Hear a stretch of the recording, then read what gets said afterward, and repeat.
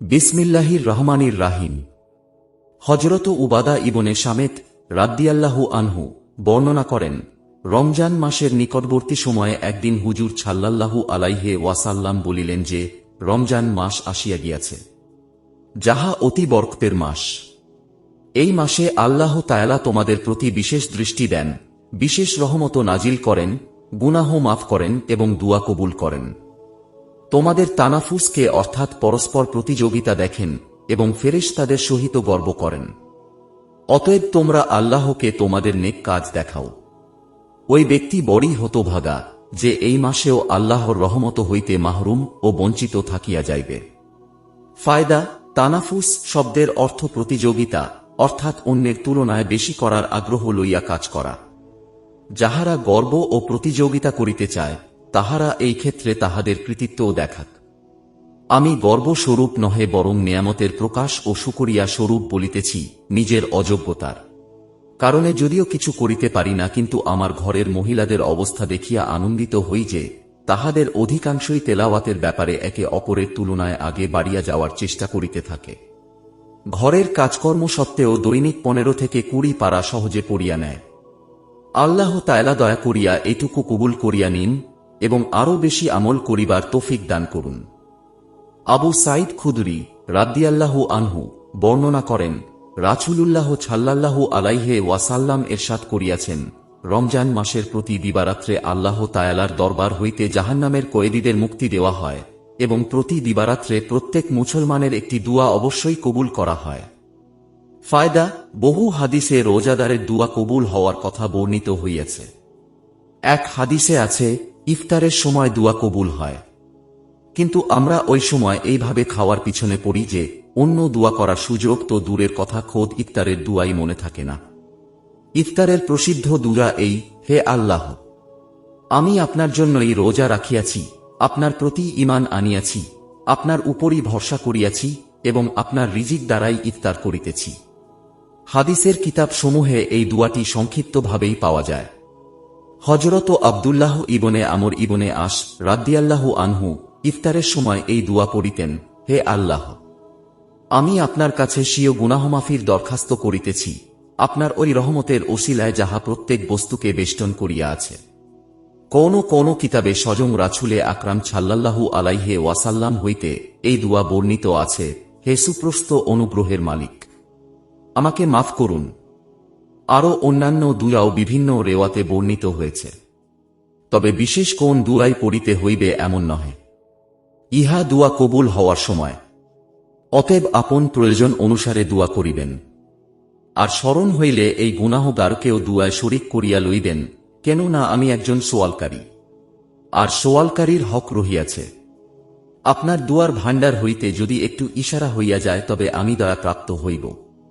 আপনার একটু মেহেরবানি হইল আর আমার কাজ হইয়া গেল। হুজুর আকরাম সাল্লাল্লাহু আলাইহি ওয়াসাল্লাম ইরশাদ ফরমাইয়াছেন, 3 ব্যক্তির দুয়া ফেরত দেওয়া হয় না। 1. ইফতারের সময় রোজাদারের দুয়া। 2. ন্যায়বিচারক বাদশাহের দুয়া। 3. মাজলুম ব্যক্তির দুয়া, আল্লাহ তাআলা তাহার দুয়া মেঘের উপর উঠাইয়া লন। আসমানের সকল দরজা উহার জন্য খুলিয়া দেওয়া হয় এবং আল্লাহ পাক ইরশাদ করেন, আমার ইজ্জতের কসম, আমি অবশ্যই তোমার সাহায্য করিব, যদিও কোন মঙ্গলের কারণে কিছুটা বিলম্ব ঘটে। ফায়দা: দুররে মানসুর কিতাবে হযরত আয়েশা রাদিয়াল্লাহু আনহা হইতে বর্ণিত হইয়াছে যে, রমজান মাস আসিলে নবী করিম সাল্লাল্লাহু আলাইহি ওয়াসাল্লামের অবস্থা বদলাইয়া যাইত। তাহার নামাজের পরিমাণ বাড়িয়া যাইত এবং দুয়ার মধ্যে খুবই কাকুতি মিনতি করিতেন। আল্লাহর ভয় ও ভীতি বৃদ্ধি পাইয়া যাইত। হযরত আয়েশা রাদিয়াল্লাহু আনহা অন্য এক রেওয়াতে বলেন, রমজান মাস শেষ হওয়া পর্যন্ত তিনি বিছানায় আসিতেন না। এক হাদিসে আছে, আল্লাহ পাক রমজান মাসে আরশ বহনকারী ফেরেশতাদেরকে হুকুম করেন যে, তোমরা নিজ নিজ ইবাদত বন্দেগী ছাড়িয়া রোজাদারদের দুয়ার সাথে সাথে আমিন বলিতে থাকো। বহু হাদিস দ্বারা রমজানের দুয়া বিশেষভাবে কবুল হওয়ার কথা জানা যায়। আর ইহা নিশ্চিত কথা যে, রমজানে দুয়া কবুল করার ব্যাপারে যখন আল্লাহ তাআলার ওয়াদা রহিয়াছে এবং তাহার সত্য রাসূল উহা বর্ণনা করিয়াছেন, তখন এই ওয়াদা পূরণ হইবার ব্যাপারে কোনই সন্দেহ থাকিতে পারে না। কিন্তু এতদসত্ত্বেও দেখা যায় যে কেহ কোনো উদ্দেশ্য নিয়া দুয়া করিয়া থাকে অথচ তাহার দুয়ায় কোনো কাজ হয় না। ইহার দ্বারা এই রূপ মনে করা উচিত নয় যে তাহার দুয়া কবুল হয় নাই, বরং দুয়া কবুল হওয়ার অর্থ বুঝিয়া নেয়া দরকার। নবী করিম সাল্লাল্লাহু আলাইহি ওয়াসাল্লাম ইরশাদ করিয়াছেন, যখন কোনো মুসলমান আত্মীয়তার সম্পর্কচ্ছেদ বা কোনো পাপ কাজ ব্যতীত কোনো দুয়া করে, তখন সে আল্লাহ তাআলার নিকট হইতে তিনটি বিষয়ের কোনো একটি অবশ্যই পাইয়া থাকে। হয়তো সে যে বিষয়ে দুয়া করিয়াছে যথাযথ উহাই পাইয়া যায়, অথবা উহার পরিবর্তে তাহার উপর হইতে কোনো মুসিবত দূর করিয়া দেওয়া হয়, অথবা ওই পরিমাণ সোয়াব আখেরাতে তাহার আমলনামায় লিখিয়া দেওয়া হয়। এক হাদিসে আসিয়াছে, কিয়ামতের দিন আল্লাহ তাআলা বান্দাকে ডাকিয়া আনিয়া বলিবেন, হে আমার বান্দা, আমি তোমাকে দুয়া করার হুকুম দিয়েছিলাম এবং উহা কবুল করিবার ওয়াদা করিয়াছিলাম। তুমি কি আমার নিকট দুয়া করিয়াছিলে? বান্দা আরজ করিবে, দুয়া করিয়াছিলাম। অতঃপর আল্লাহ পাক এরশাদ ফরমাইবেন, তুমি এমন কোন দুয়া করো নাই যাহা আমি কবুল করি নাই? তুমি দুয়া করিয়াছিলে যে তোমার অমুক কষ্ট ও অসুবিধা দূর হইয়া যাক, আমি দুনিয়াতে উহা দূর করিয়া দিয়েছিলাম। তুমি অমুক পেরেশানি দূর হওয়ার জন্য দুয়া করিয়াছিলে, কিন্তু উহা কবুল হওয়ার কোনো আলামত তুমি বুঝিতে পারো নাই। আমি উহার পরিবর্তে তোমার জন্য এই পরিমাণ সোয়াব ও প্রতিদান নির্ধারিত করিয়া রাখিয়াছি। হুজুর সাল্লাল্লাহু আলাইহি ওয়াসাল্লাম ইরশাদ করেন যে, এইভাবে তাহাকে প্রত্যেকটি দুয়ার কথা স্মরণ করাইয়া দেওয়া হইবে এবং উহার মধ্যে কোন কোনটি দুনিয়াতে পুরা হইয়াছে আর কোন কোনটির জন্য আখেরাতে কি পরিমাণ বদলা ও প্রতিদান রাখিয়া দেওয়া হয়েছে তাহা বলিয়া দেওয়া হইবে।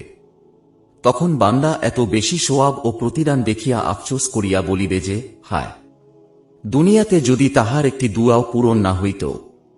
মোট কথা, দুয়া নেহা যেত আহাম ও গুরুত্বপূর্ণ বিষয়। দুয়ার ব্যাপারে গাফলতি ও উদাসীনতা মারাত্মক লোকসান ও ক্ষতির কারণ। যদি জাহেরিভাবে দুয়া কবুল হওয়ার আলামত না দেখা যায়, তবুও নিরাশ হইতে নাই। এই কিতাবের শেষ দিকে যে দীর্ঘ হাদিস আসিতেছে, উহা দ্বারা ইহাও জানা যায় যে আল্লাহ তাআলা সর্বদা বান্দার কল্যাণের প্রতি লক্ষ্য রাখেন। বান্দা যাহা চাহিয়াছে উহা যদি তাহার জন্য কল্যাণকর হয়, তবে তিনি উহা দিয়া দেন, আর যদি উহা তাহার জন্য কল্যাণকর না হয়, তবে তিনি তাহা দেন না। ইহাও আল্লাহ তাআলার এক বড় অনুগ্রহ। কেননা অনেক সময় আমরা নিজেদের অজ্ঞতার কারণে এমন জিনিসের দোয়া করিয়া থাকি যাহা আমাদের জন্য মুনাসিব ও সঙ্গত নয়। আরও একটি জরুরি, গুরুত্বপূর্ণ ও উল্লেখযোগ্য বিষয় হইল এই যে অনেক পুরুষ এবং বিশেষ করিয়া মহিলারা এই ব্যাধিতে আক্রান্ত আছে যে প্রায় সময়ই তাহারা রাগ, গোসা ও ক্ষোভে, দুঃখে নিজের সন্তান ইত্যাদিকে বদদুয়া দিয়া থাকে। মনে রাখা আবশ্যক যে আল্লাহ তাআলার সুমহান দরবারে এমন কিছু বিশেষ সময় রহিয়াছে যে তখন যাহা চাওয়া হয় তাহাই কবুল হইয়া যায়।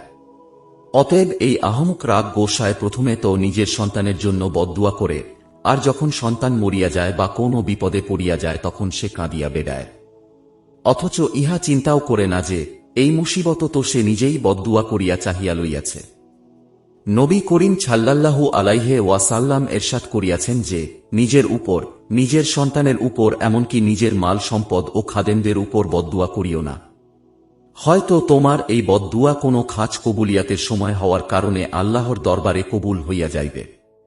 বিশেষ করিয়া রমজানুল মুবারকের পুরাটা মাসই হইল দুয়া কবুলের মাস। এই সময়ে কোনো বদদুয়া করা হইতে খুবই সতর্কতার সহিত বাঁচিয়া থাকার চেষ্টা করা অত্যন্ত জরুরি। হযরত ওমর রাদিয়াল্লাহু আনহু হুজুর আকরাম সাল্লাল্লাহু আলাইহি ওয়াসাল্লাম হইতে বর্ণনা করিয়াছেন যে রমজান মাসে আল্লাহর স্মরণকারী ব্যক্তি ক্ষমা প্রাপ্ত হয় এবং এই মাসে আল্লাহর নিকট দুয়াকারী ব্যক্তি ব্যর্থ হয় না। তারগিব কিতাবে হযরত আব্দুল্লাহ ইবনে মাসুদ রাদিয়াল্লাহু আনহু এর একটি রেওয়াত বর্ণিত হইয়াছে যে রমজানের প্রত্যেক রাত্রে একজন আহ্বানকারী ফেরেশতা ডাকিয়া বলিতে থাকে যে, হে নেকি অন্বেষণকারী, নেক কাজে মনোযোগ দাও এবং অগ্রসর হও। হে পাপাচারী, ক্ষান্ত হও, চোখ খুলিয়া দেখো। অতঃপর সেই ফেরেশতা আবার ঘোষণা করিতে থাকে যে, কে আছো ক্ষমা প্রার্থী যাহাকে ক্ষমা করা হইবে? কে আছো তোবাকারী যাহার তোবা কবুল করা হইবে? কে আছো দুয়াকারী যাহার দুয়া কবুল করা হইবে? কে আছো সোয়ালকারী যাহার সোয়াল পূরণ করা হইবে? উপরোক্ত আলোচনার পর এই বিষয়টিও অত্যন্ত গুরুত্বপূর্ণ। বিশেষভাবে উল্লেখযোগ্য যে হাদিস শরীফে দুয়া কবুল হওয়ার জন্য কিছু শর্ত বর্ণিত হইয়াছে। এই শর্তগুলি পাওয়া না গেলে অনেক সময় দুয়া কবুল হয় না। এই শর্তগুলির মধ্যে একটি হইল খাদ্য হালাল হইতে হইবে, কেননা হারাম খাদ্যের কারণেও দুয়া ফিরাইয়া দেওয়া হয়। নবী করিম সাল্লাল্লাহু আলাইহি ওয়াসাল্লাম এরশাদ করিয়াছেন যে বহু দুর্দশাগ্রস্ত লোক আসমানের দিকে হাত উঠাইয়া দোয়া করিতে থাকে এবং ইয়া রব বলিয়া আর্তনাদ করিতে থাকে, অথচ তাহার খানাপিনা হারাম, লেবাস পোশাক হারাম। এমতাবস্থায় তাহার দুয়া কিভাবে কবুল হইবে? ঐতিহাসিকগণ লিখিয়াছেন, কুফা নগরীতে এক জামাত ছিল যাহাদের দুয়া কবুল হইত। যখনই কোন শাসনকর্তা তাহাদের উপর জুলুম করিত তখন তাহারা বদদুয়া করিতেন, ফলে সেই শাসনকর্তা ধ্বংস হইয়া যাইত। জালেম হাজ্জাজ ইবনে ইউসুফ গভর্নর নিযুক্ত হইলে সে একদিন দাওয়াতের আয়োজন করিল। এই অনুষ্ঠানে উপর উল্লিখিত আল্লাহ ওয়ালাদেরকে বিশেষভাবে দাওয়াত করিয়া আনিল। খাওয়া দাওয়া শেষ হইবার পর হাজ্জাজ বলিয়া উঠিল যে, আমি এই সকল বুজুর্গ লোকদের বদদুয়া হইতে নিরাপদ হইয়া গেলাম, কেননা তাহাদের পেটে হারাম খাদ্য ঢুকিয়া গিয়াছে।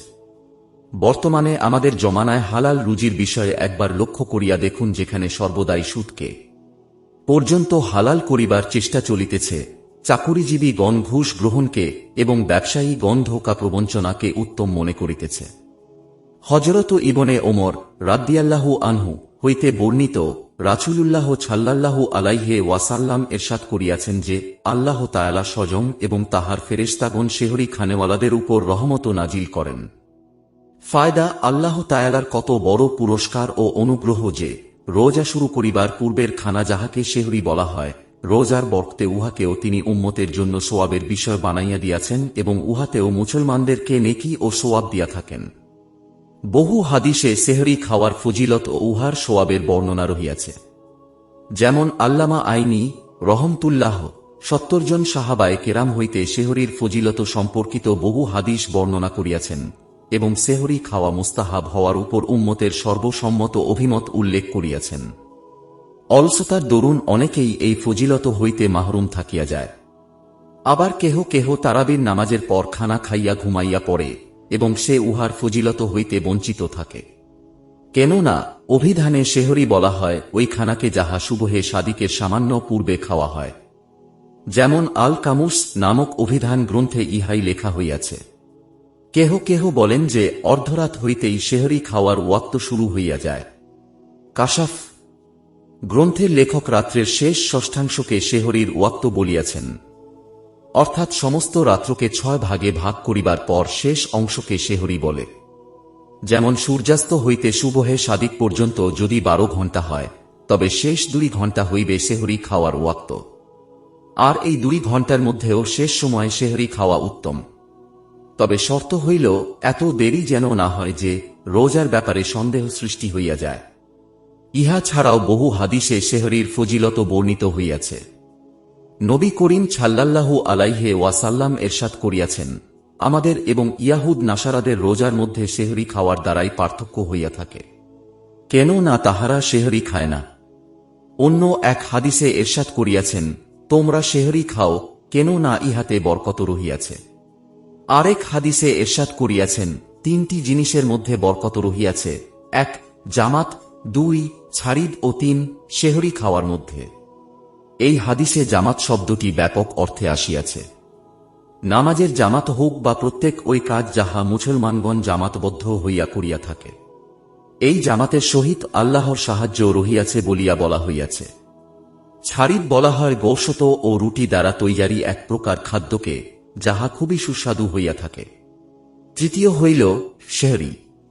নবী করিম সাল্লাল্লাহু আলাইহি ওয়াসাল্লাম যখন কোন সাহাবীকে নিজের সহিত সেহরি খাওয়ার জন্য ডাকিতেন তখন এই রূপ এরশাদ করিতেন যে, আসো বরকতের খানা খাও। এক হাদিসে এরশাদ করিয়াছেন যে, সেহরি খাইয়া রোজার জন্য শক্তি হাসিল করো এবং দুপুরে ঘুমাইয়া শেষ রাত্রে উঠিবার ব্যাপারে সাহায্য গ্রহণ করো।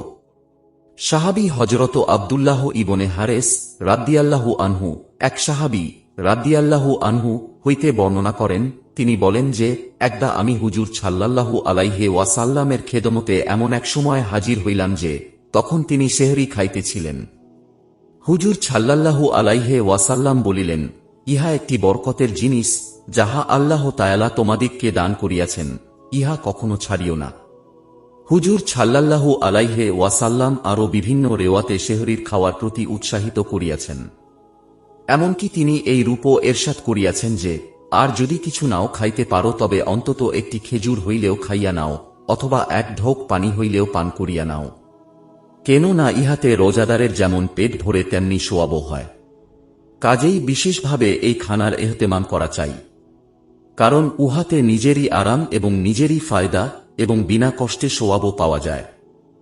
তবে এতটুকু অবশ্যই লক্ষ্য রাখিতে হইবে যে, সব কাজে অতিমাত্রা ও অতি কম উভয়ই ক্ষতিকর। তাই এত কম খাইবে না যে এবাদত বন্দেগীতে দুর্বলতা অনুভব হয়, আর এত বেশিও খাইবে না যে সারাদিন চুকা ঢেকুর আসিতে থাকে। একটি খেজুর বা এক ঢোক পানির কথা বলিয়া উপরোক্ত হাদিসে এই দিকেই ইঙ্গিত করা হইয়াছে। ইহা ছাড়া অন্যান্য হাদিসেও বেশি খাওয়ার ব্যাপারে নিষেধ আসিয়াছে। হাফেজ ইবনে হজর রহমতুল্লাহ বুখারী শরীফের ব্যাখ্যাগ্রন্থে লিখিয়াছেন যে, সেহরির বরকত বিভিন্ন কারণে হইয়া থাকে।